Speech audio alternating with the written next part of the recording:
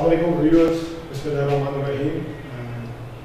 Viewers, आज का हमारा टॉपिक क्राइम की पनिशमेंट्स और क्रिमिनल जस्टिस सिस्टम। व्यूअर्स, हमने इन डिटेल जो प्रीवियस लेक्चर्स हुए उसमें हमने हिस्टोरिकल बैकग्राउंड भी पढ़ा, हमने क्रिमिनोलॉजी होती क्या है, फिर उसमें डिफरेंट थ्योरीज हैं उनके बारे में भी पढ़ा। आज हम जो है वो बेसिकली देखेंगे कि ये जो क्रिमिनल जस्टिस सिस्टम है ये कैसे वर्क करता है, इसके बारे में इन डिटेल एनालिसिस करेंगे। प्लस ये कि जो क्राइम पनिशमेंट्स हैं, जो क्रिमिनल पनिशमेंट्स हैं, वो क्या होती हैं और उनके पीछे क्या बैकग्राउंड होती है कि वो पनिशमेंट किस तरह लीगलाइज पनिशमेंट्स कहलाती हैं, कौन सी फॉर्मल और कौन सी फॉर्मल पनिशमेंट्स में क्या फ़र्क है, और हम देखेंगे कि वो कौन सी पनिशमेंट्स हैं और जिनको देने से सोसाइटी की बेहतरी आती है या नहीं आती, या लोगों के फिलोसॉफिकल व्यू पॉइंट्स क्या हैं कि आया ये पनिशमेंट जो है ये for the overall benefit of the society है, या ये रिट्रीब्यूटिव है, सिर्फ इंतकामी कार्रवाई लेने के लिए है, या ये पनिशमेंट देना माशरे के लिए उल्टा नुकसानदेह है।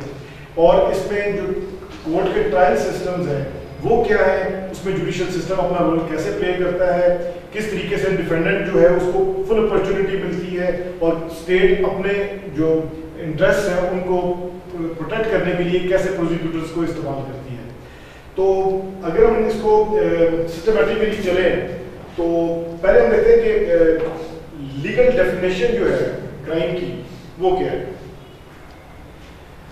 It is a positive or negative act in violation of penal law and offence against the state. ये ब्लैक्स लॉ डिक्शनरी में ये है, और वैसे जो क्रिमिनल लॉ डिक्शनरी है उसके अंदर जो डेफिनेशन है वो है a crime is an act or omission which is prohibited by laws as injurious to public and punished by state। यहाँ पे हम देखते हैं कि क्राइम वो एक्ट है जो किसी काम के करने से रोकता है, मना करता है, वो काम जो भी सोसाइटी के लिए या माशरे के लिए नुकसानदेह है, और उसको पनिश किया जाता है through agencies of the state. एक और डेफिनेशन देख लेते हैं क्राइम की, फिर हम आगे चलेंगे। A crime is an unlawful act or default which is an offense against the public and renders the person guilty of that act or default liable to legal punishment। यहाँ पे अगेन हमने देखा कि जो क्रिमिनल है जिसने act perform किया है, he is liable to have a legal punishment। Legal punishments कौन सी हैं, कौन उसको दे सकता है, और हमारा जो जुडिशियल सिस्टम है वो कैसे जो है पनिशमेंट्स के बेसिस के ऊपर किस लॉ के तहत वो उसको ग्रांट करता है, ये सब हम आज के इस लेक्चर में देखेंगे।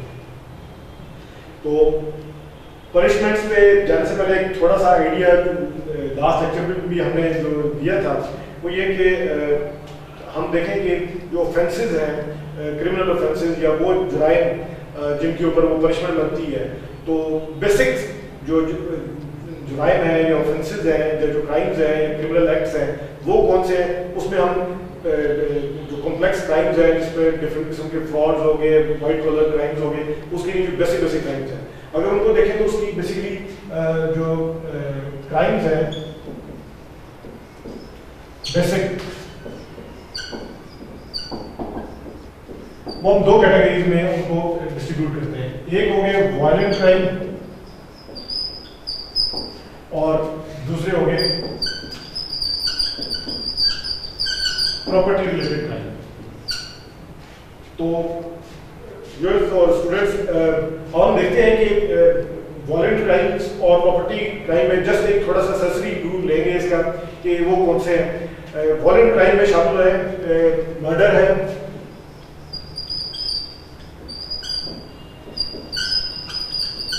रेप है, रॉबरी और एग्रीवेटेड असॉल्ट।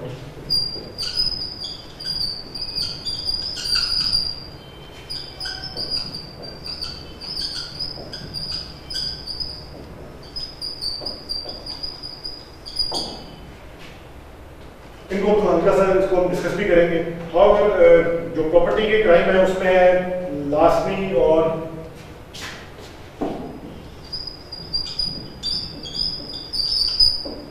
बर्गलरी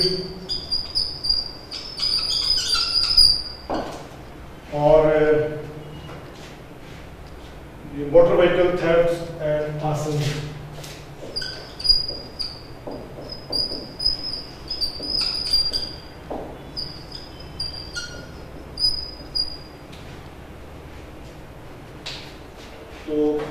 स्टूडेंट्स मैं आपको ये बताता चलूँ कि ये बेसिकली जो मैंने ये जो बेसिक लॉज दिए हैं ये यूएसए के अंदर इम्प्लीमेंट हैं, क्योंकि जो उनकी रिपोर्टिंग एजेंसीज हैं उनमें ये वो लॉज ये वो क्राइम और क्रिमिनल एक्ट्स हैं जिनको वो रिकॉर्ड करते हैं। तो उससे ही हमने ये बेसिक्स निकाले हैं। उसमें देखते हैं कि murder it's very self explanatory कि वारंटनामे किसी का कत्ल कर देना, किसी को मार देना, जानबूझ के किसी इंसान की जान लेना वो है। रेप अगेन सेल्फ एविडेंट, और rape is considered as an act illegal act which is performed against women. यहाँ पे रेप से मुराद सिर्फ अगेंस्ट वुमेन है, बाकी चीज़ें इसमें शामिल नहीं। रॉबरी से मुराद ये कि आप जा रहे हैं और आपसे कोई स्नैचिंग कर लेता है, आपसे कोई चीज़ छीन लेता है, आपको एक पिस्टल दिखा के और आपसे आपकी प्रॉपर्टी, आपकी ये मनी, आपके डॉक्यूमेंट्स या आपके हाथ में कोई इंपॉर्टेंट चीज़ है वो आपसे ले लेता है। और एग्रेवेटेड असॉल्ट से मुराद ये है कि कोई बंदा विद वेपन जो है आपको आपकी लाइफ को जो है वो थ्रेटन करता है। इसी तरीके से जो प्रॉपर्टी के केस है उसमें लास्टिंग है, जिसमें ट्रेसपासिंग है, यानी कि आपके इजाज़त के बगैर जो है वो आपके जो जुरिसडिक्शन वाला आपका घर है, आपका एरिया है, उसके अंदर जो है वो बंदा दाखिल होता है और वहाँ से आपसे वो कुछ चीज़ निकाल के ले जाता है। फिर बर्गलरी या आपके घर के अंदर कोई रकम जरी करता है, घर में आता है और अगेन वहाँ से हाउस होल्ड एलिमेंट्स है, कोई ज्वेलरी होगी या कोई और चीज़ होगी वो आपकी निकाल के ले जाता है। मोटर व्हीकल थेफ्ट्स है, और आसन जो है वो ये कि कोई चीज़ों को, कोई आपकी प्रॉपर्टी को, आपकी चीज़ों को किसी ने कोई आग लगा दी। और इस आसन में वो वाली चीज़ें भी शामिल होती हैं कि आजकल ये भी एक क्राइम है कि लोग अपनी जिन चीज़ों की इंश्योरेंस करवाते हैं और उसको इंश्योरेंस क्लेम करने के लिए खुद से भी जो है वो आसन के एक्ट परफॉर्म करते हैं। तो ये बेसिकली आपको थोड़ा सा एक आइडिया देना था कि ये हमारे जो बेसिक क्राइम्स हैं वो ये है। और फिर इनके अगेंस्ट आपको हम देखेंगे कि जो पनिशमेंट्स हैं वो कैसे दी जाती हैं और उसके पीछे बेसिक जो कॉन्सेप्ट्स हैं वो क्या है। तो आते हैं सबसे पहले कि पनिशमेंट की जो डेफिनेशन है।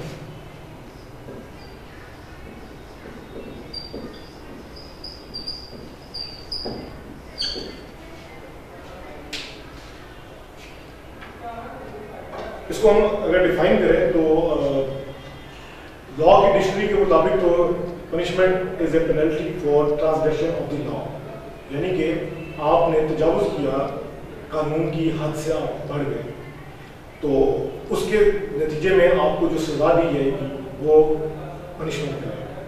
और उसमें यह है कि एनी फाइन, पेनल्टी और confinement inflicted upon a person by authority of the law and the judgment and sentence of a court for some crime or offence committed by him or for his omission of a duty enjoined by the law।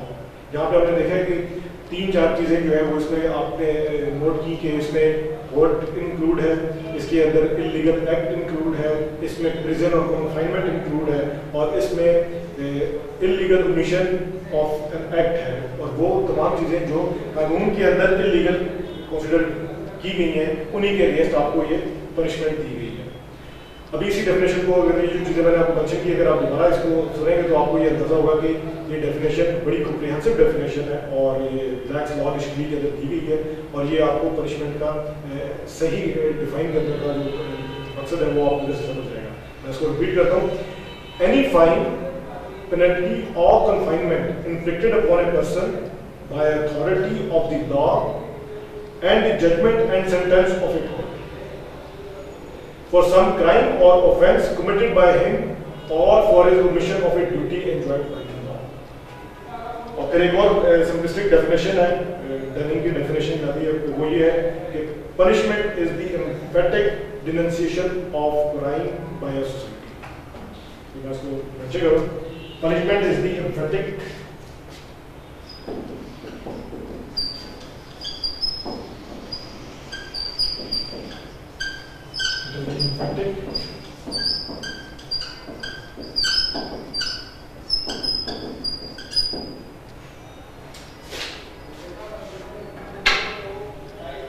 Punishment is the emphatic denunciation of a crime by a society। emphatic से मुराद ये है कि भरपूर तरीके से, और डिनंसिएशन मजम्मत करती है कौन? सोसाइटी। और उस मजम्मत के तौर पे जो पनिशमेंट दी जाती है, तो this is the emphatic denunciation of crime. और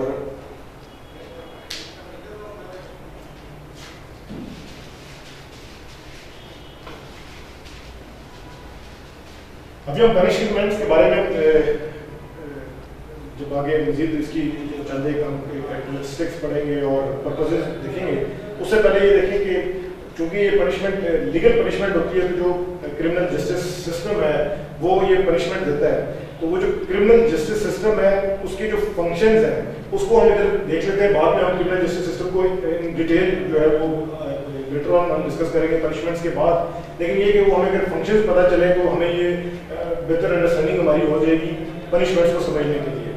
क्योंकि जो क्रिमिनल जस्टिस सिस्टम की जो डेफिनेशन है उसके मुताबिक criminal justice system is the body of law dealing with offences which may result in the imposition of punishment such as fine or imprisonment. तो इसके जो कुछ फंक्शंस हैं वो अगर हम पहले देख लें क्रिमिनल जस्टिस सिस्टम के, तो हमें जो कैरेक्टरिस्टिक्स ऑफ पनिशमेंट और पर्पसेस ऑफ पनिशमेंट और डिफरेंट थ्योरीज हैं उनको समझने में आसानी होगी। तो functions of criminal justice system,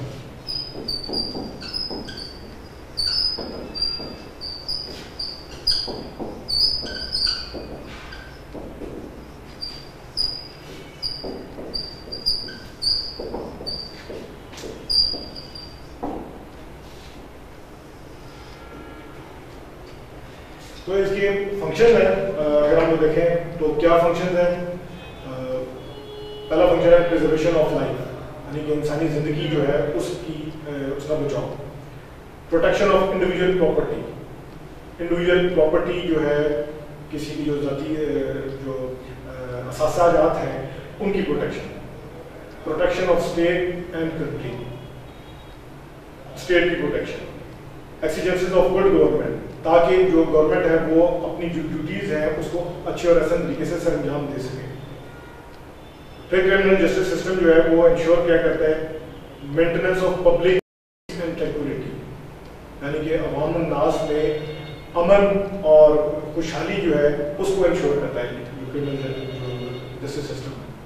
फिर up keeping of morality and culture, जो वैल्यूज, जो कल्चर, जो तहजीब और रवायात किसी भी सोसाइटी की होती हैं उनको मेंटेन रखने के लिए जो क्रिमिनल जस्टिस सिस्टम है वो अपना रोल प्ले करता है। फिर protection of rights and liberties of people, ensure करता है कि लोगों के जो हकूक हैं और उनके जो राइट्स हैं उनको। और last not the least condemn करता है क्राइम्स को, क्रिमिनल्स को एंड वायलेशंस ऑफ। ये जो हमने 8-9 जो फंक्शंस पढ़े, इन फंक्शंस को अंडरस्टैंड करने से हमारे लिए आसान हो जाएगा कि आगे हम जब पनिशमेंट देखेंगे तो क्या आया ये फंक्शंस जो है अप्रोप्रिएटली ये पनिशमेंट्स एड्रेस करती हैं, और अगर नहीं करती तो उसकी क्या वजह है, हमें समझ आएगी।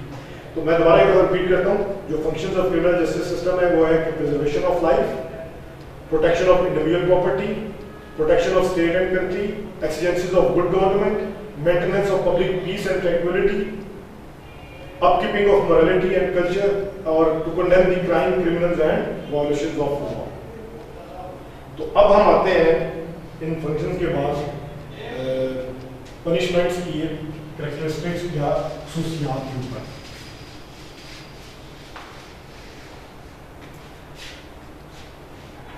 तो मुझे उम्मीद है कि आपको legal definition of crime, legal definition of punishment, functions of criminal justice system यहाँ तक आपको समझ आ गया होगा। अब हम देखते हैं कि जो पनिशमेंट जब आप देते हैं किसी को, तो उसकी बेसिक कैरेक्टरिस्टिक्स जो है, उसकी खसूसियात वो क्या होती है।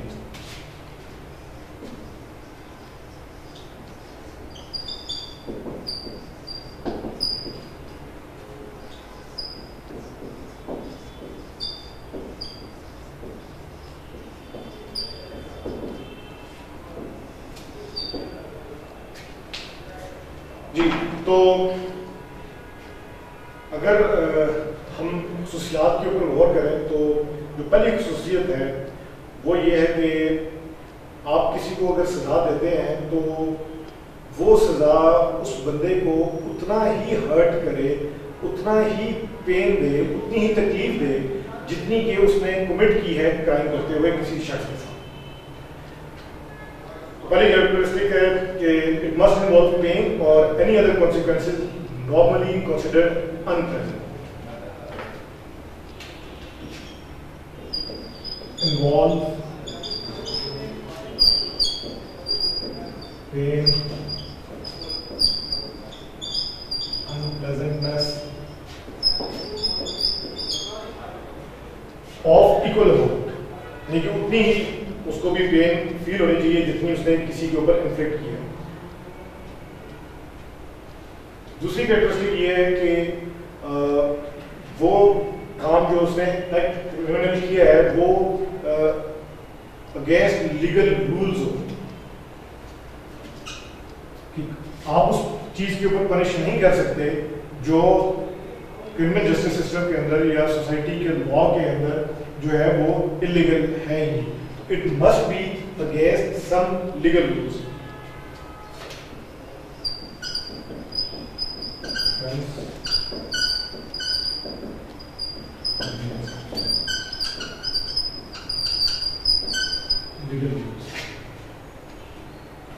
तीसरी कैरेक्टरिस्टिक है कि ये पनिशमेंट जो है ये अगेंस्ट जो है एक्चुअल या जो सपोज ऑफेंडर है जिसके बारे में शक है कि उसके अगेंस्ट होनी चाहिए।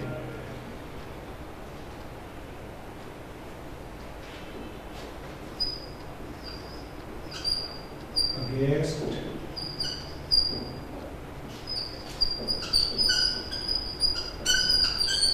ऑफेंडर्स, और ये जो ऑफेंडर है ये एक्चुअल या सपोज ऑफेंडर होना चाहिए जिसने ये ऑफेंस कमिट किया है। It must be intentionally administered by human beings other than the offender, यानी कि ये एडमिनिस्टर होनी चाहिए उन लोगों के, ये वो लोग हैं जो अदर देन दी ऑफेंडर है। Must be administrated by individual other than the offender. administered by other than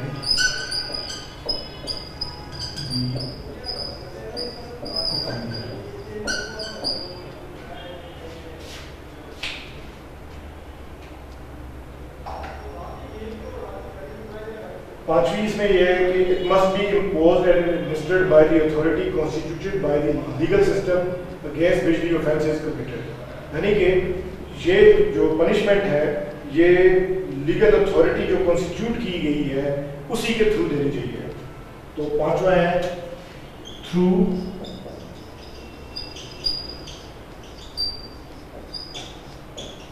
legal authority.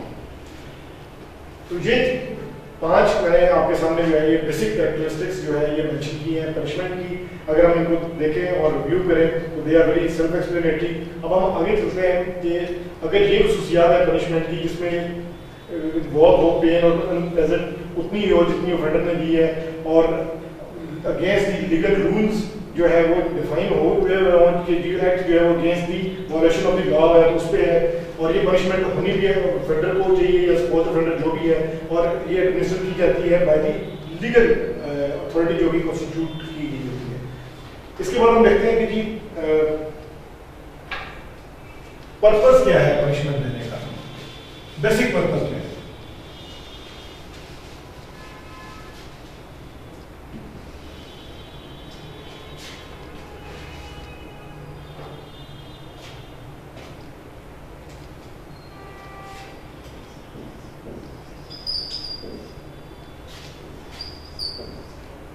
Purpose of punishment या आप उसको ये भी कह सकते हैं कि ऑब्जेक्टिव जो है वो क्रिमिनल जस्टिस सिस्टम का वो क्या है, तो वो ये है कि पहले सबसे पहले ये है कि to prevent the person who has committed a crime from repeating the act or omission, यानी कि ताकि वो बंदा जिसने ये जुर्म किया है वो दोबारा से उस जुर्म को ना दोहराए। तो पहला पर्पस तो उसका ये हो गया to prevent a person from committing and repeating the omission.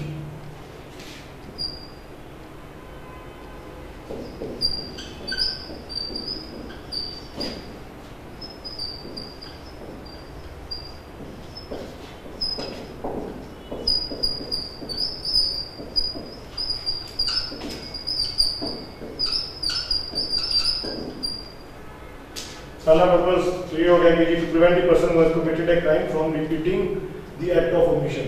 दूसरा जो है to prevent other members of the community from committing similar crimes.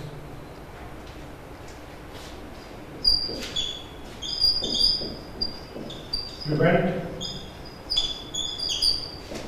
other members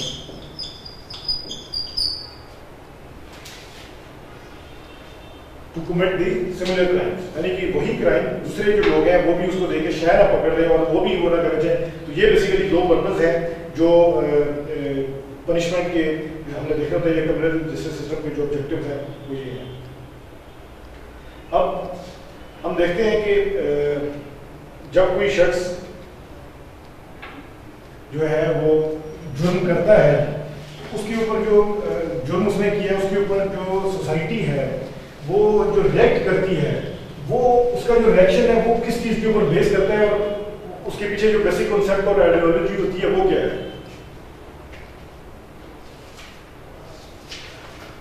उसमें हम देखते हैं कि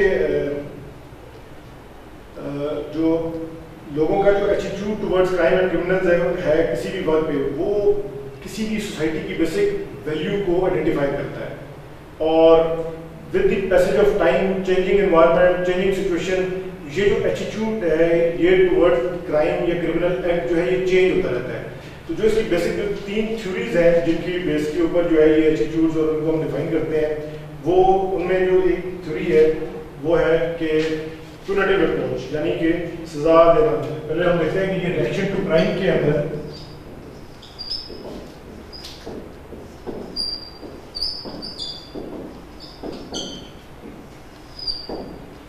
जो डिफरेंट एटीट्यूड है सोसाइटी के towards dealing with the crime, उसमें जो उनकी जो अप्रोच है वो 3 तरह की है। एक जो अप्रोच है वो है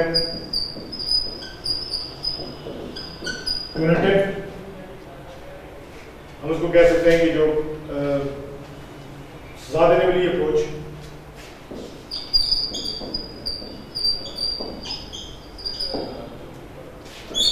दूसरी है प्रोपेटिक अप्रोच,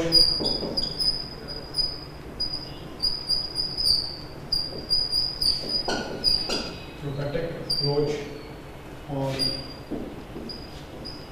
तीसरी है प्रिवेंटिव अप्रोच।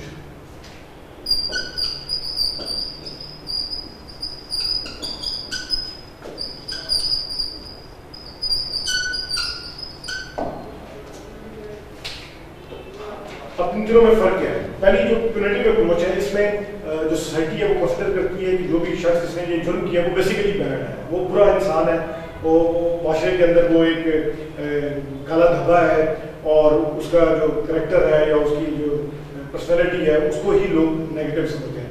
तो इस वजह से उसको जो सजा देनी चाहिए वो इतनी होनी चाहिए ताकि जो सोसाइटी जो है वो उसके जो उन जो अमालात हैं उनसे वो बची रहे, ताकि वो जो एक्शंस करता है उनसे वो बची रहे।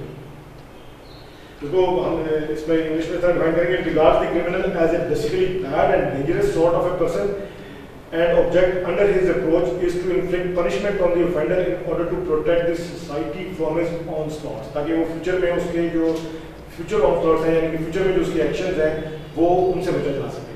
दूसरी अप्रोच है थेरेपेटिक अप्रोच, जिस तरह हम कहते हैं कि थेरेपी है कि किसी की ट्रीटमेंट करते हैं, फिजियोथेरेपी से जिस तरह ये वर्ड निकला है थेरेपेटिक, तो ये ट्रीटमेंट वाली अप्रोच। और ये वो अप्रोच है जिसमें जो अगर आप प्रिजन्स में जाए तो अगर आपको मौका मिले और वहाँ पर प्रिजन्स में आप देखें तो अक्सर ये जुमला आपको देखने में नजर आएगा कि नफरत जुर्म से है, मुजरिम से नहीं। तो यहाँ पे भी हम ये देखते हैं कि ये जो अप्रोच है ये उसको जो क्रिमिनल है उसको डील करते हैं as a victim of circumstances के कुछ ऐसे सर्कमस्टांसेस थे जिनकी वजह से वो क्रिमिनल एक्ट उसने परफॉर्म किया, तो लिहाजा उसकी जो ट्रीटमेंट होनी चाहिए। तो इस अप्रोच का जो नाम है उसको कहते हैं थेरेपेटिक अप्रोच।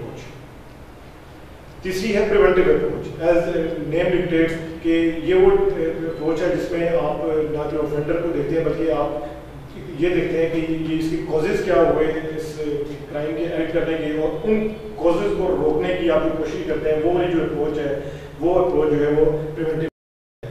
तो जो हमने देखा कि जो पनिशमेंट्स हैं, पनिशमेंट्स को अंडरस्टैंड करने के लिए उनकी कैरेक्टरिस्टिक्स जब हमने पढ़ी, तो उसके बाद हमने देखा कि जो सोसाइटी है वो क्राइम के ऊपर जब रिएक्ट करती है तो किस किस्म की जो पनिशमेंट है वो देना चाहती है। तो उसमें 3 किस्म की जो हमें अप्रोचेज नजर आई, उसमें प्यूरेटिव, थ्योरेटिक और प्रिवेंटिव अप्रोच है।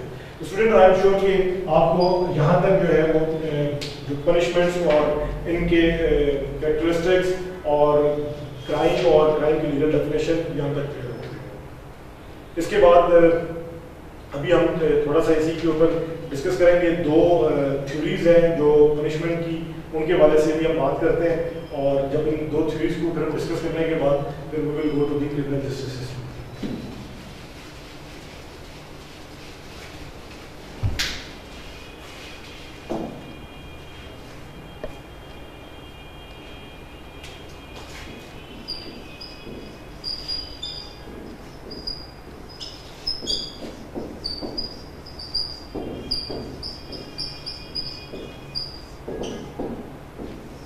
बेसिकली हम 2 थ्योरीज को डिस्कस करेंगे यहाँ पे। एक है यूटिलिटेरियन थ्योरी,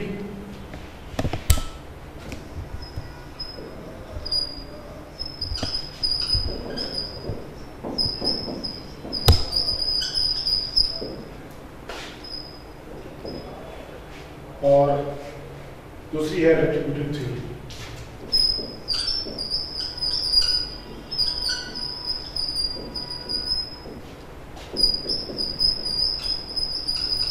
ऑल्दो जेंटलमैन, हमने इससे पहले भी पनिशमेंट्स के हवाले से हमने थ्योरीज डिस्कस की थी, लेकिन वो बिल्कुल सरसरी सी डिस्कस की थी।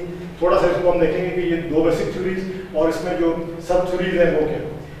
तो जब हम देखते हैं कि यूटिलिटेरियन थ्योरी ये क्या है, और उसको हम बेसिकली अंडरस्टैंड करेंगे इस कॉन्सेप्ट से कि जो भी काम, जो भी एक्ट है वो एक्ट ऐसा होना चाहिए जिसके करने के बाद जो मैक्सिमम बेनिफिट है वो मैक्सिमम लोगों को मिले।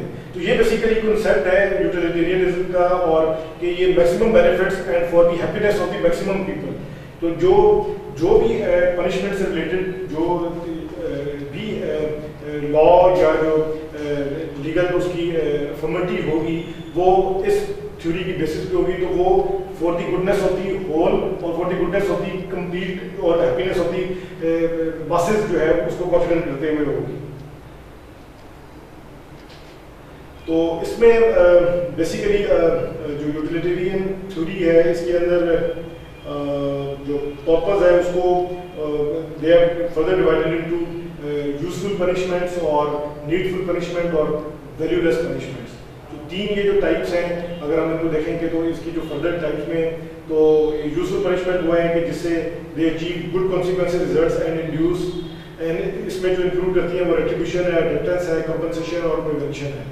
जो नीडफुल पनिशमेंट है वो they believe that the punishment जो है वो they achieve the good consequence as a result of the need of that time, कि उस वक्त की जरूरत के मुताबिक जो है ना बस वो आपने पनिशमेंट दे दी। और तीसरा ये है कि वैल्यूलेस, कि अगर आप उसको पनिशमेंट देते हैं तो इस बिलीव के तहत जो है वो आपको वो रिजल्ट्स नहीं एक्रू करते आप जो बेसिकली पनिशमेंट के बाद आपने हासिल करने होते हैं। तो ये बेसिकली यूटिलिटेरियन थ्योरी का जो कंसेप्ट है वो मैंने आपको एक कॉम्प्रिहेंसिवली तो नहीं, लेकिन ये कि ससरी आपको उसको बता दिया कि इसके अंदर ये कंसेप्ट्स हैं और ये पॉइंट्स जो है इसमें डिस्कस होते हैं। और यूटिलिटेरियनिज्म है क्या, और इसमें जो लोगों का जो बेसिक आइडिया वो for the masses of the good और for the happiness of the great number of masses वो है। दूसरी जो थ्योरी है वो है रेट्रिब्यूटिव थ्योरी, जिसमें हम देखते हैं कि ये जो थ्योरी है इसका मतलब ये है कि रिपेयरिंग एन इनजस्टिस और मेकिंग ए रॉन्ग राइट, यानी कि जिस बंदे के साथ ज्यादती हुई उस ज्यादती का अजाला कर दिया जाए। तो ये बेसिकली रेट्रिब्यूटिव थ्योरी है। और इसको अगर हम इसमें इक्वेशन में लिखें तो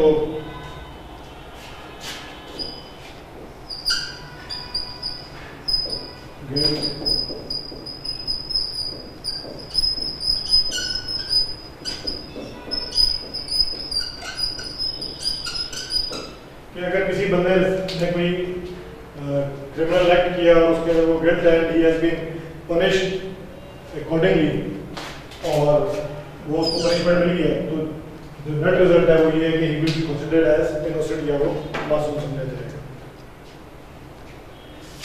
इसमें कांट्स का व्यू है, बेंथम व्यू है, और उसमें जो उसके व्यू के मुताबिक ये जो वेंजेंस है ये इंसान की बेसिकली इनर डिज़ायर है कि वो इंतकाम ले, तो उस डिज़ायर को अगर फुलफिल ना किया जाए तो वो उसे माशरे के अंदर एल्स आते हैं। तो उस डिज़ायर को फुलफिल करने की जो कोशिश है उसको पैसिफाई करने के लिए जो पनिशमेंट की जो थ्योरी मेंशन की गई है वो रेट्रिब्यूटिव थ्योरी है। फर्दर इसमें भी कुछ टाइप्स हैं जो कि इन डिटेल हम नहीं डिस्कस करेंगे कि वो कौन सी पॉजिटिव रेट्रिब्यूशन है, नेगेटिव रेट्रिब्यूशन है। नेगेटिव रेट्रिब्यूशन जो है वो मोनोलॉग्स है जिसके ऊपर जो पर्सन है उसको जो इनोसेंट पर्सन है वो पनिश किया जाता है। Negative retribution hold that it is a morally wrong to punish an innocent person if society might benefit from the action.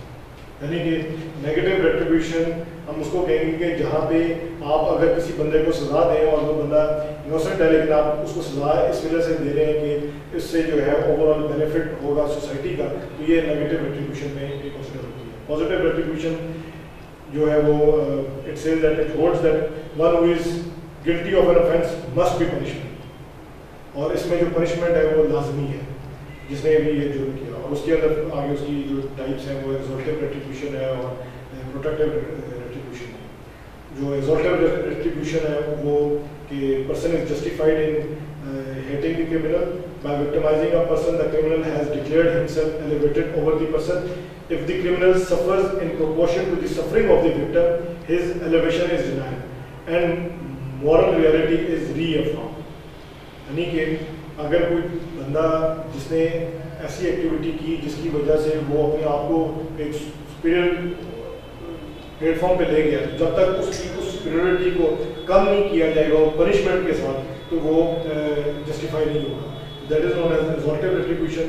और फिर है protective retribution. It is based on the principle that to punish a criminal is to exact from him what he ओज।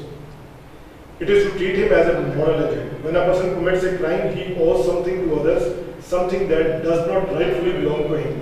Justice restores the equilibrium of benefits and burdens by taking from the individual what he owes, exacting the debt. It is an example of that. तो इसमें protective में ये कि जो बंदे ने जो नुकसान दिया है वो उस नुकसान को उसका इजाला करके उसको वापस जो जिसके साथ जो विक्टिम है उसके साथ हुआ है उसको दे दिया जाए, और जो लॉ है वो उस इक्विलिब्रियम को मेंटेन करता है। इसके ऊपर क्रिटिसाइज भी काफ़ी किया गया है इस रेट्रिब्यूटिव थ्योरी के ऊपर, और उस क्रिटिसिज्म में जो है वो इट मेंशन दैट कि punishment in itself is not a remedy for the mischief committed by the offender. It merely aggravates the mischief. Punishment in itself is an evil and can be justified only on the ground that it is going to yield better consequences or results. Revenge is considered to be a wild justice. So ये जो retributive punishment है इनको they consider it कि ये revenge oriented है। They also consider it कि ये जो retributive punishment है ये against humanity है, और सिर्फ खुदा ही है जो ये सजा जो है वो देने का हक रखता है। तो इंसानों को कोई हक नहीं है कि किसी को जो है वो उतना ही evilly जो है वो उसको पेन या उसको उतनी severity के साथ पनिश किया जाए। फिर उसमें फॉरगिवनेस वाला जो एलिमेंट है वो भी शामिल है कि ये डिवाइन फॉरगिवनेस जो है वो इज ऑलवेज देयर। और लोग इसको कहते हैं कि ये जो रेट्रिब्यूटिव पनिशमेंट है ये काफ़ी प्रिमिटिव है, अभी there are other ways to punish the people. और जो क्रिटिक्स हैं इसके रेट्रिब्यूटिव पनिशमेंट में वो ये भी कहते हैं कि इसमें आप क्या रिफॉर्म्स लेके आते हैं, आप उसको बंदे को किस तरीके से जो सोसाइटी के अंदर दोबारा से कोहेरेंट बना लेते हैं। और ये भी है कि ये कंसिडर करते हैं कि consider the crime and not the circumstances of the criminal. यानी कि ये सिर्फ जो है वो एक एक्सक्लूसिवली एक क्रिमिनल एक्ट को देखते हैं, ना कि उसकी जो सर्कमस्टांसेस थे जिनकी वजह से उसने वो क्रिमिनल एक्ट किया उसको वो कंसिडर नहीं करते हैं। लाइक किसी ने मजबूरी के तहत जो है चोरी की, भूखा मारा था या वो भी है, वो उस चीज़ को नहीं देते। तो जो रेट्रिब्यूटिव थ्योरी के जो प्रोपोनेंट है उनको बहुत सारे क्रिटिक जो है वो इस हवाले से एड्रेस करते हैं, इसके ऊपर क्रिटिसिज्म करते हैं। फिर हम देखते हैं कि जो सब अप्रोचेज हैं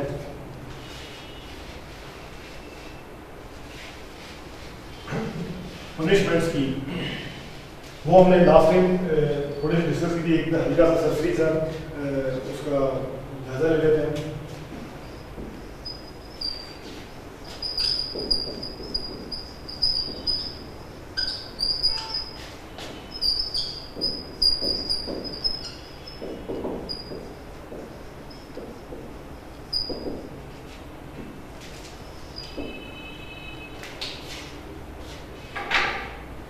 उसमें एक है डेटरेंट थ्योरी है,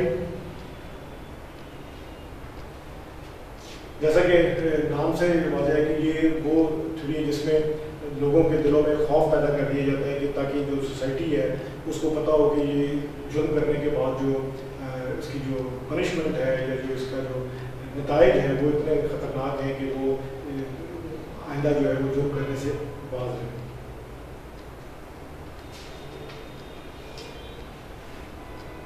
फिर जो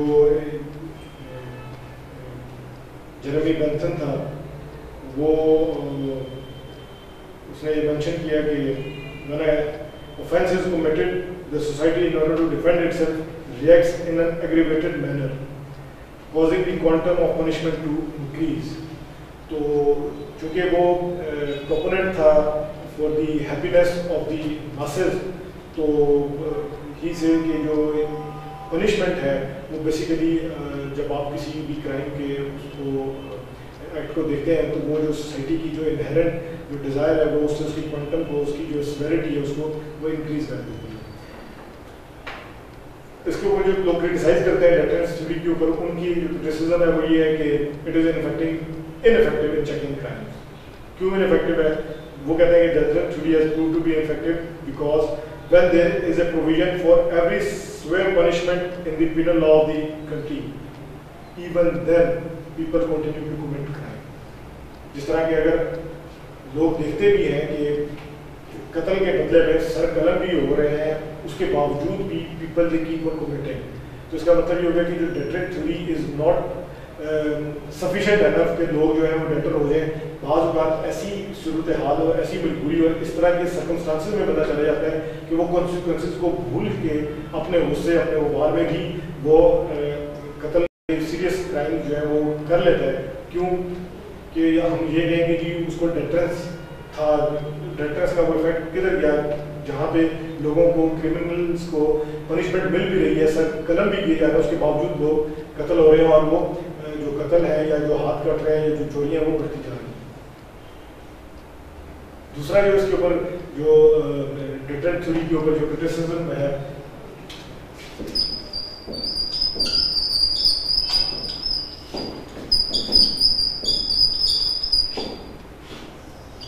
वो जो क्रिटिसिज्म है वो ये कि जो पब्लिक जो सेंटिमेंट्स है वो जो क्रिमिनल है, जो एक्ट हुआ है, जिसको पनिश हो रही है तो उसके साथ हो जाते हैं। तो ये उसके बारे में दो एक अहम क्रिटिसिज्म थे। फिर अगली थ्योरी है वो है प्रिवेंटिव,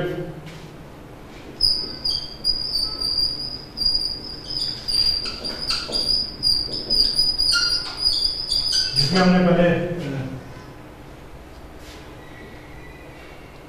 डिस्कस किया कि कॉजेज को जो है वो बेसिकली एड्रेस किया जाता है ताकि जो क्राइम की जो कॉजेज है उनको एड्रेस करें और रोका जाए।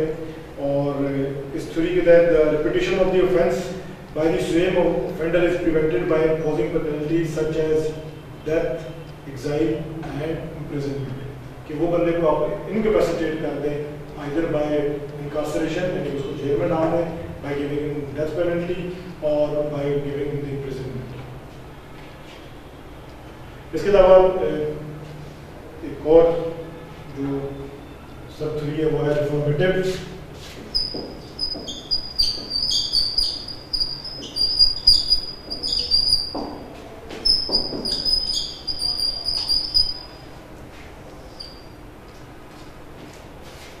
Again as the name implies कि इसका पर्पस जो है वो रिफॉर्म करना ताकि सोसाइटी के अंदर जो है वो बंदा दोबारा से जो है वो रिहेबिलिटेट होके आ जाए और वो आने के बाद जो है वो अपनी ज़िंदगी को बेहतर तरीके से दोबारा गुजार सके।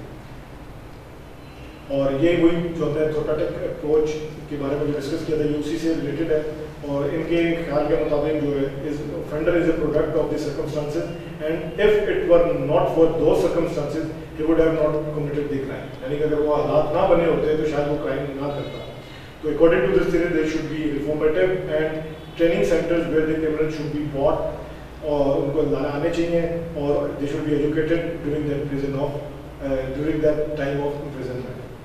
और इसके जो सपोर्टर्स हैं वो इसको प्रोपेगेट करते हैं और वो प्रोपेगेट करते हैं कि the object of punishment according to this theory is to transform the criminal into a good human। यानी कि उस शख्स को क्रिमिनल से एक अच्छा इंसान बना दिया जाए, गुड सिटीजन बना दिया जाए। They also advocate of reformative theory content that by a sympathetic, tactful and loving treatment of the offender a revolutionary change may be brought about in the character। इनके मुताबिक रिफॉर्मेटिव थ्योरी के जो proponents हैं उनके मुताबिक ये एक revolutionary change लेके आई जा सकती है अगर बड़े टैक्टफुल तरीके से या लिविंग तरीके से इम्प्रिजनमेंट के दौरान उन लोगों को ट्रीट किया जाए। हाउएवर इसके जो क्रिटिसाइज करने वाले लोग हैं उसकी क्रिटिसिज्म में जो चीज़ें आती हैं वो ये कि habitual offenders are excluded from this, यानी कि जिनके आदि जो मुजरिम होते हैं उनके ऊपर इसका असर नहीं होता। Since hardened criminals cannot be reformed because they don't commit crimes out of necessity, rather out of instinct। यानी कि उनके मुताबिक ये उनकी जिबिलिटी सलाहियत होती है, वो not because of necessity but ये उनकी जिबिलत में शामिल होता है कि वो ये क्राइम करते हैं, तो इसलिए उसके ऊपर जो रिफॉर्मिस्ट अप्रोच है वो फायदेमंद साबित नहीं हो रही पनिशमेंट की। मजीद इस पर जो क्रिटिसिज्म है वो ये भी है कि since prisons are comfortable, the offender may think of them as an escape from the outside world। यानी कि जिस तरह अभी prisons के अंदर बहुत सारी जो रिफॉर्मेशंस आ रही हैं और prison reforms आ रहे हैं उनको अच्छा बनाया जा रहा है, तो वो कई मुजरिम ऐसे हैं कि वो आउटसाइड वर्ल्ड के मुकाबले में बेहतर समझते हैं कि हम जो है वो prison में रहें। तो ये उसके ऊपर रिफॉर्मेटिव जो थ्योरी के प्रोपोनेंट्स हैं उनके अगेंस्ट ये क्रिटिसिज्म आता है। फिर एक और है सब थ्योरी वो कंपनसेटरी थ्योरी, कंपनसेशन थ्योरी भी हम उसे कह सकते हैं।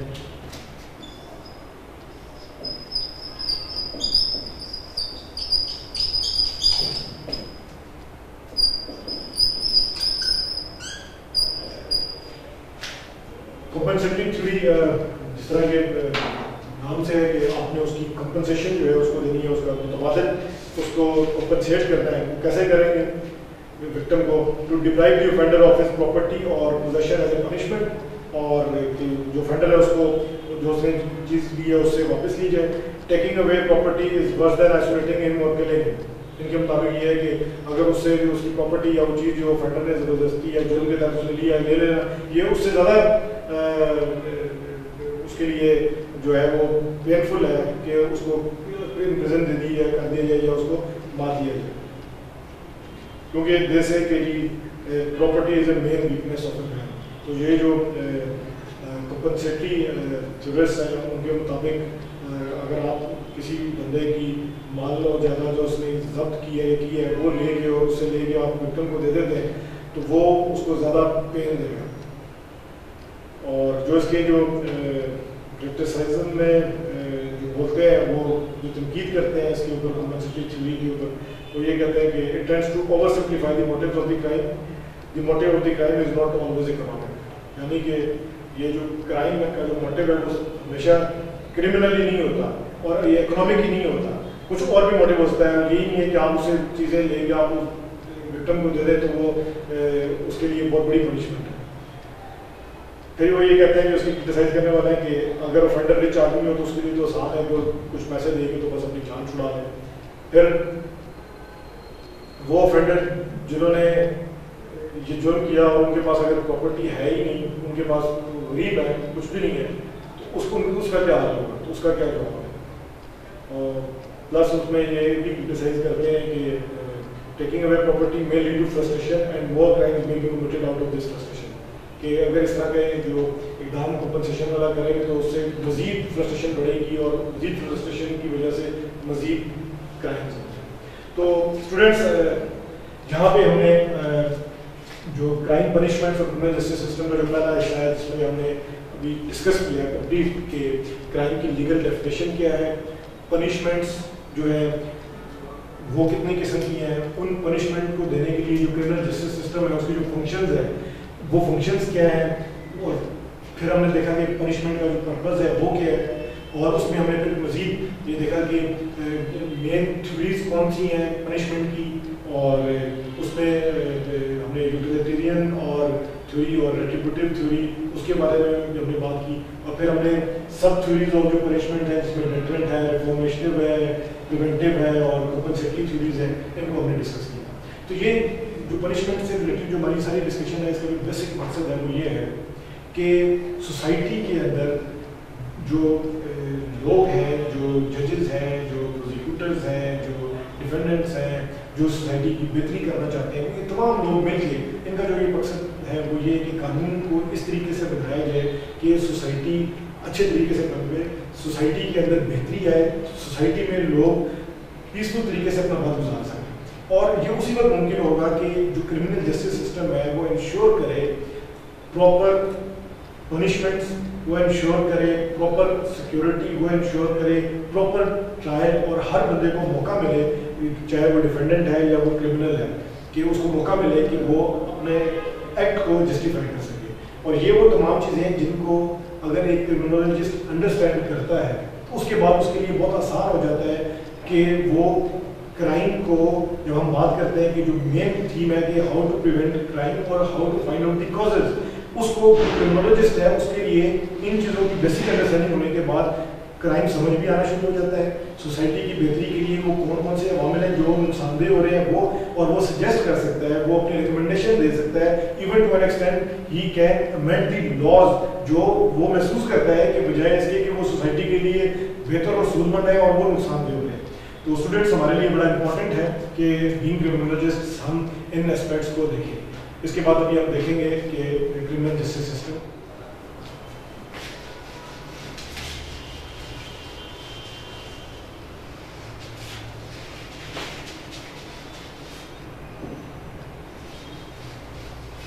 तो स्टूडेंट्स अभी हम अगले 10 से 15 मिनट में कोशिश करेंगे कि although it's a very lengthy topic कि हम क्रिमिनल जस्टिस सिस्टम को जो है वो इतने शॉर्ट पीरियड में मेंशन कर सके, लेकिन ये भी इतना ज़रूर होगा कि 10 से 15 मिनट के बाद आपको बेसिक अंडरस्टैंडिंग और बेसिक आइडिया जो है वो हमारे जो क्रिमिनल जस्टिस सिस्टम का है उसके वजह से हो चुका होगा। तो क्रिमिनल जस्टिस सिस्टम है क्या? बेसिकली ये वो सिस्टम है जिसके अंदर मुख्तलिफ इंस्टीट्यूशनल एजेंसीज, जिसमें चाहे वो कोर्ट्स हैं, पुलिस है, प्रिजन्स हैं, ये मिलके जो है वो क्राइम की प्रिवेंशन और क्राइम के कॉजेज़ को और क्राइम के जो फर्दर जो हैंडलिंग ऑफ दी ऑफेंडर्स है उनको सारों को जो ये डील करते हैं। पूरा जो सिस्टम है इस पूरी क्रिमिनल एक्टिविटी की प्रिवेंशन और उसकी कॉजेज़ से लेके उसकी पनिशमेंट और उसकी रेट्रिब्यूशन और उसकी करेक्शन तक, जिसमें ट्रायल्स भी शामिल है, ये सारा को सारा जो कंप्लीट जो स्ट्रक्चर है ये मिलकर जो बनाता है वो क्रिमिनल जस्टिस सिस्टम बनाता है। इस क्रिमिनल जस्टिस सिस्टम के अंदर जो कंपोनेंट्स हैं अगर हम देखें तो वो बेसिकली 3 कंपोनेंट्स हैं, और हमारी बेसिक अंडरस्टैंडिंग होनी चाहिए कि वो 3 जो कंपोनेंट्स हैं वो कंपोनेंट्स हैं कौन से।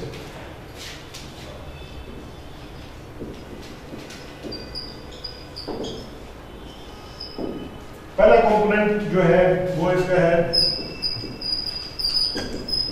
पुलिस, या हम उसको कहते हैं कि जो लॉ एनफोर्समेंट एजेंसीज। दूसरा कंपोनेंट इसका है कोर्ट्स, और तीसरा कंपोनेंट इसका हम मेंशन करते हैं वो है प्रिजन, या हम करेक्शनल इंस्टीट्यूट्स। हम बेसिकली ये 3 कंपोनेंट्स मिलकर जो है ये जो क्रिमिनल जस्टिस सिस्टम है इसको इनकॉर्पोरेट करते हैं। अब हम देखेंगे कि ये जो तीनों कंपोनेंट्स हैं इनके क्या बीच में इसके रोल्स हैं, हम इसको मुख्तसर तौर पे हम इसको एनालाइज करने की कोशिश करेंगे और हम कोशिश ये करेंगे कि हमारी बेसिक अंडरस्टैंडिंग जो है वो ओवरऑल की जो क्रिमिनल जस्टिस सिस्टम है उसके बारे में होती है। कोई भी जो सोसाइटी है उसमें जो सोसाइटी के जो कंट्रोल्स हैं उसको कंट्रोल करने के लिए एक इनफॉर्मल सिस्टम होता है, इनफॉर्मल सोशल कंट्रोल है, जिसके अंदर हम देखते हैं कि आपके जो पीयर्स हैं, आपके जो पेरेंट्स हैं, आपकी जो मसाजिद हैं, आपके जो कल्चरल वैल्यूज़ हैं, वो आपको इनफॉर्मली जो है वो आपके सोशल कंट्रोल को मेंटेन करते हैं। Yet there is another social control जो कि लीगलाइज्ड कंट्रोल है, जो कि फॉर्मल कंट्रोल है, जो कि इंस्टीट्यूशनलाइज्ड कंट्रोल है, उसको हम जो फॉर्मल सोशल कंट्रोल कहते हैं। तो बेसिकली जो आपका जो जस्टिस सिस्टम है वो बेस करता है उस फॉर्मल इंस्टीट्यूशनलाइज्ड सोशल कंट्रोल के थ्रू। अब हम देखते हैं कि सबसे पहले जो हमारा जो कंपोनेंट है वो पुलिस का कंपोनेंट है।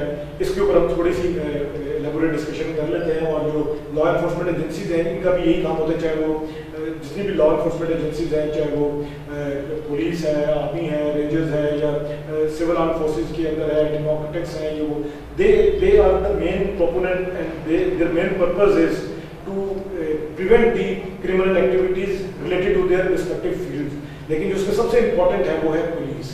और ये पुलिस का जो कॉन्सेप्ट है ये बेसिकली 1892 में जो रॉबर्ट पी जो है he is considered to be the founding father of this policing concept, जो उसने यूके के अंदर जो कि कॉस्मोपॉलिटन पुलिस का जो उसने कॉन्सेप्ट लेके आया था, जिसमें फर्स्ट टाइम जो है ये मॉडर्न इरा के अंदर जब हम देखते हैं कि paid people from the state to maintain or to establish harmony in the society।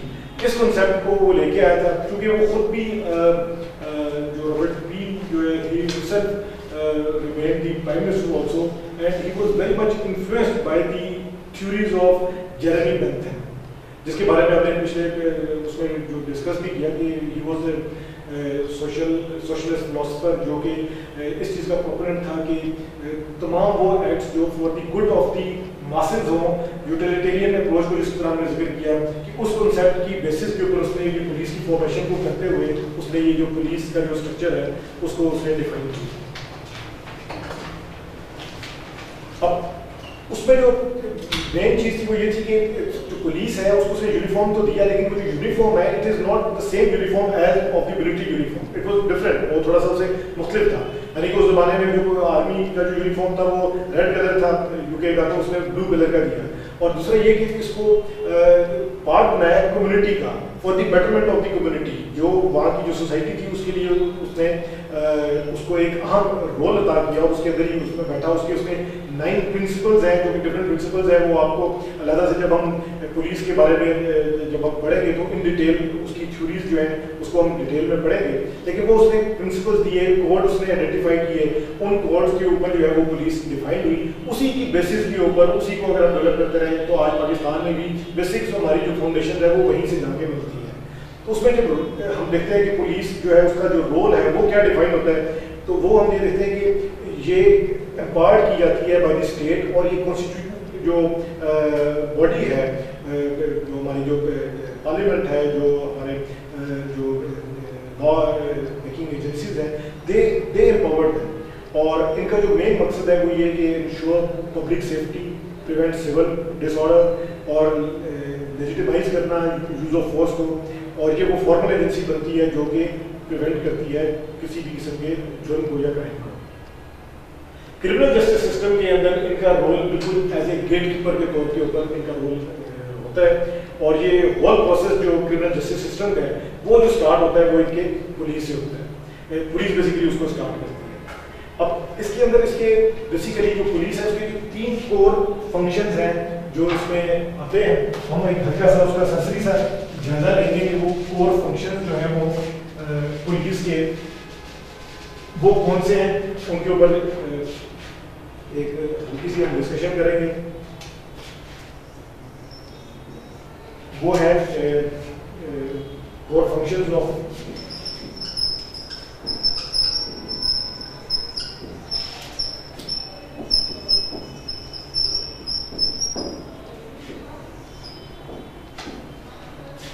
तीन मेन फंक्शन अगर हम देखें तो देखेंगे लॉ एनफोर्समेंट फंक्शन।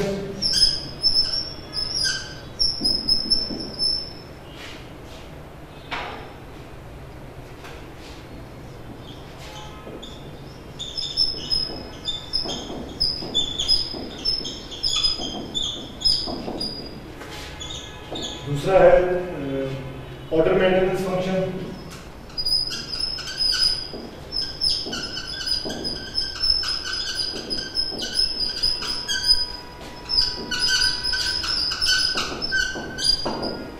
और तीसरा है सर्विस फंक्शंस।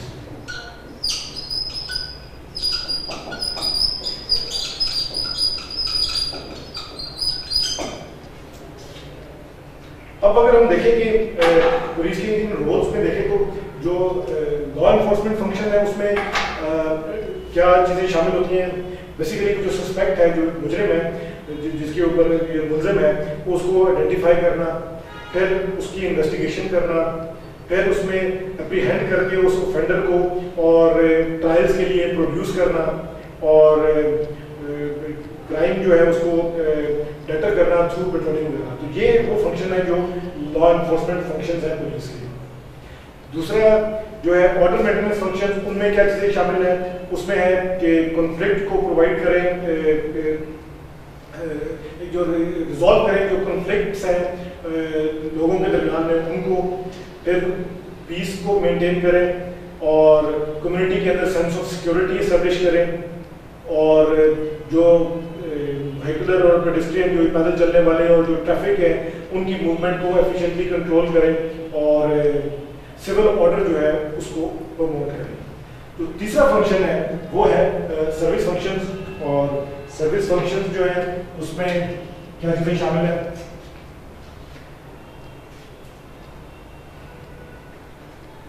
कि जब कभी कोई डेंजरस सिचुएशन हो, कोई ऐसी सिचुएशन जहाँ पे खतरा हो, तो वहाँ पे जो अवाम है, जो लोग हैं, उनकी मदद करना, इंडिविजुअल्स की इमरजेंसी मेडिकल सर्विसेज का प्रोवाइड करना, पब्लिक एजुकेशन और लोगों को जाके उनके राइट्स के बारे में बताना, उनको एजुकेट करना, पुलिस की सर्विस है उसकी मेंटेनेंस और उसकी एडमिनिस्ट्रेशन, ये उसके रोल में शामिल है, और रिक्रूटिंग और training of the police officer. तो ये हमने जो है 3 फंक्शंस, और उन फंक्शंस के अंदर जो ईच का अंदर जो कंपोनेंट्स हैं हमें क्या क्या रोल पुलिस प्ले करती है, ये हमने एक सरसरी सा जायजा लिया है, और इनसे आपको अंदाजा हो गया होगा कि पुलिस के क्या फंक्शंस हैं। तो इसके बाद अभी हम चलते हैं नेक्स्ट, वो देखते हैं कि जो हमारा क्रिमिनल जस्टिस सिस्टम है उसमें जो दूसरा कंपोनेंट है और वो कोर्ट्स का है, जिसमें ट्रायल्स होते हैं और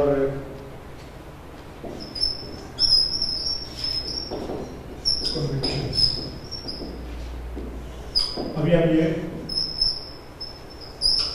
दूसरा कंपोनेंट जो है कोर्ट्स का, उसको हम देखते हैं कि उसमें क्या है।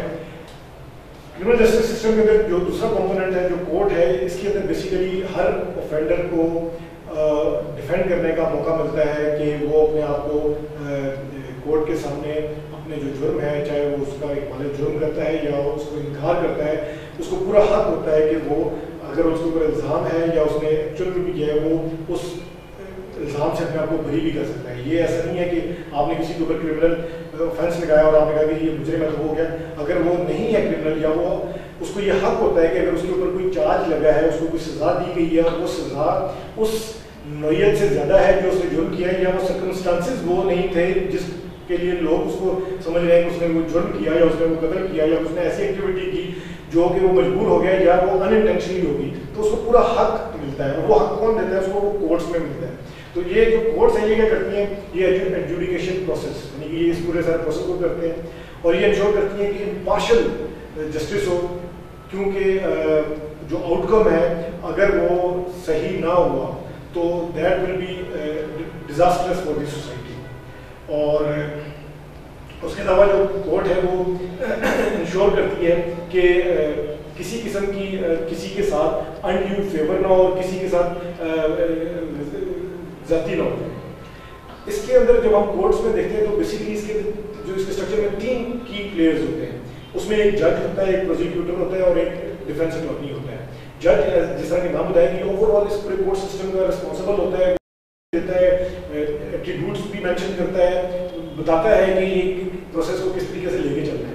लेकिन जो प्रोसिक्यूटर होता है वो बेसिकली गवर्नमेंट की तरफ से वो नुमाइंदा होता है जो किसी भी क्रिमिनल एक्ट को होने के बाद पब्लिक के इंटरेस्ट को सेफ गार्ड करने के लिए गवर्नमेंट की तरफ से अप्लाई होता है और वो ऑफेंडर के अगेंस्ट जो है वो अपने दलाइल देता है, अपनी प्रिपरेशन करता है, तैयारी करता है और कोर्ट के अंदर उस पूरे ट्रायल प्रोसेस को जो है वो हैंडल करता है। और तीसरा जो कंपोनेंट है वो डिफेंडेंट है।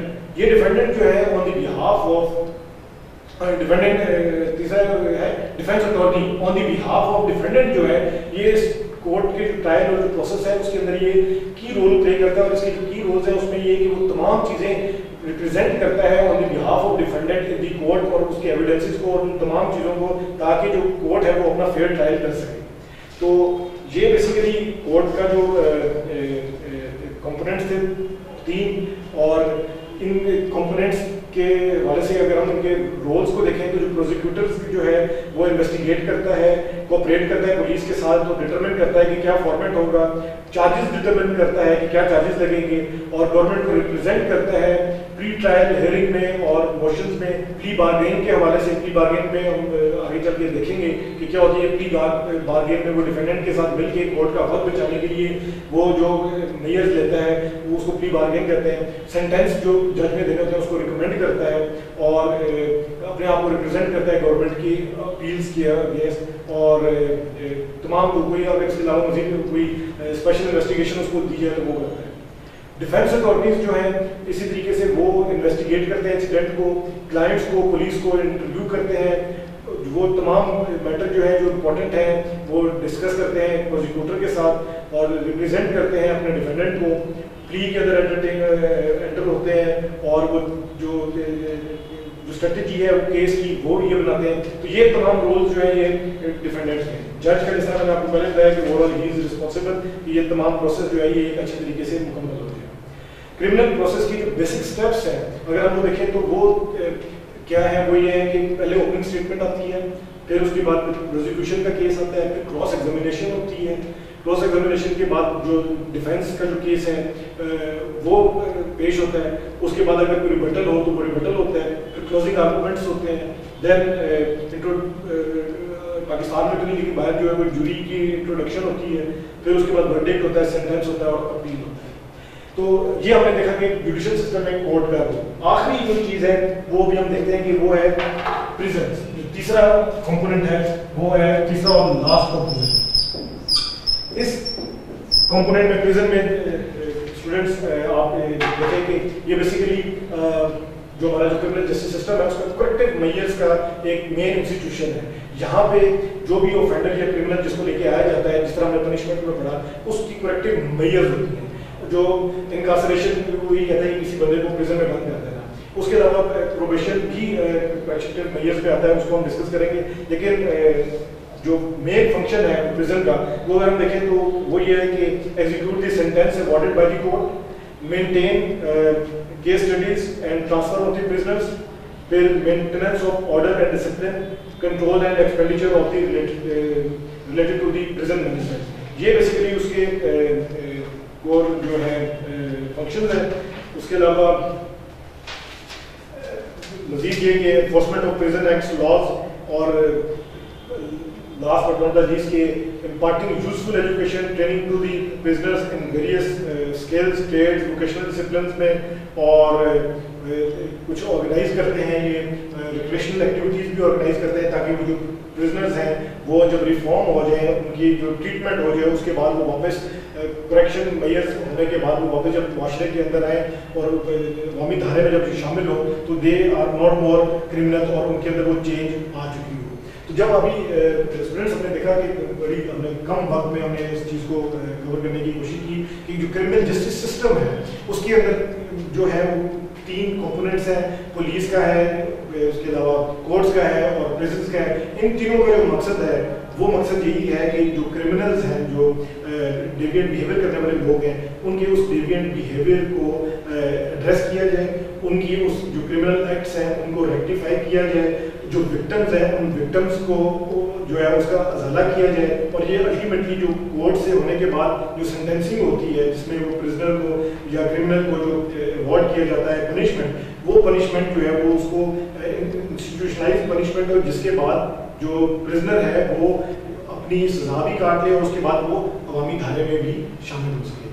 तो इसके साथ ही हमारा जो आज का जो लेक्चर है पनिशमेंट्स और क्रिमिनल जस्टिस सिस्टम का वो अपने इख्तिताम में पहुंचा। Thank you.